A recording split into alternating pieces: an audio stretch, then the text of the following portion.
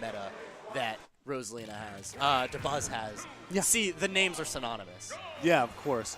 And on the other side, we're going to be having Flarg rocking the OG Wario skin. I actually think I recognize this player, Flarg. I don't know why I do, but... I think I recognize him because at one point he was just like, I'm the best Wario in New York now, and Milk, who's out in NYC, was like, excuse me? Yeah, because I definitely recognize the name Milk. But speaking of Milk, I've actually seen this matchup a few times from him, and like it's the way I always talk about Wario is that you need to two-stock Wario in order to beat him because of the threat of Waft. That's a good point. I like the way you're thinking about it. One thing that I've started to notice more and more is that top Warios really have started to really have to just abuse jab locks, surprisingly enough. Like, yeah. I feel like no other character is jab locking such an important part of the meta.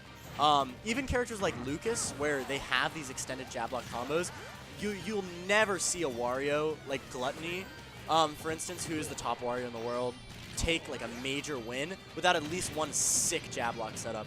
Well, because one of the things, like the funny thing about Lucas is that, yes, it's slightly more. Oh, that ledge trump was sick. So good. You know, when you think about Lucas in terms of his footstool combos, they're optimal, and it's like, oh yeah, you just got like, you know, 30% more off of that interaction. But with Wario, like, if he doesn't get the footstool combo, he loses like 80% of the damage output. And the other thing is, without that footstool combo as well, you also lose all of these opportunities for big kills. Yeah. Like, footstool, well, like, oh, wow, what a waste of the waft, honestly. A little bit too eager. I mean, does he, would that have, with that connection on the bike right there, would that have extended the hitbox? If the bike's hurt box, or I guess like item box, was active, then yes. Is it active while it's still rolling? I believe so, because you can definitely hit it while it's still rolling. So I can assume then, if all of the physics are in order, that would have extended the hurt box. However, Dabuz wasn't really near that, so yeah, perhaps a misadvised waft. We won't know for sure. But Flarg is actually, he's putting on some good damage. The big thing is going to be, can he get the stock from someone as defensive and as smart as Dabuz? And I mean, like, it's not just a matter of Dabuz being defensive, because weirdly enough, you actually can't really play that defensively against Wario, because if he's just like, fine, I'm not going to approach you, and you're like, oh, Bike was on stage. Yeah, Bike was on stage. Right.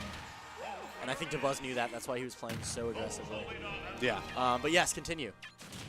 About aggression.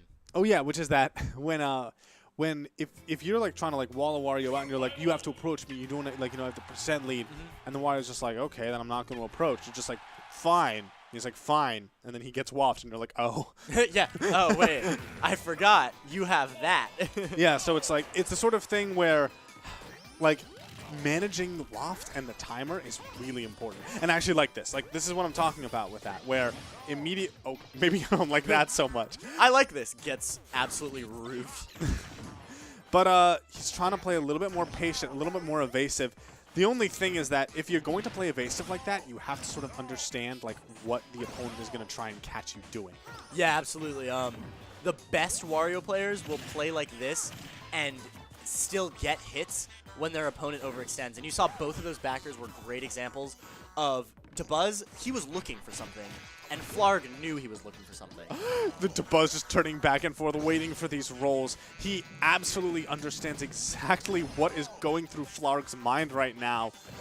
Yeah, Dabuz has he's played against countless people in countless tournaments. You know he's looking for specific habits. A good dash attack once again, putting Flarg all the way up there. Great recovery from Flarg. Those high recoveries from Wario are really hard to punish, even with someone like Rosalina, who has such a sick up air. It is going to be tough. And now, so Flarg, if he wants to use this waft, he actually can. Oh, but down throw to up air. Yeah. Guy mix up.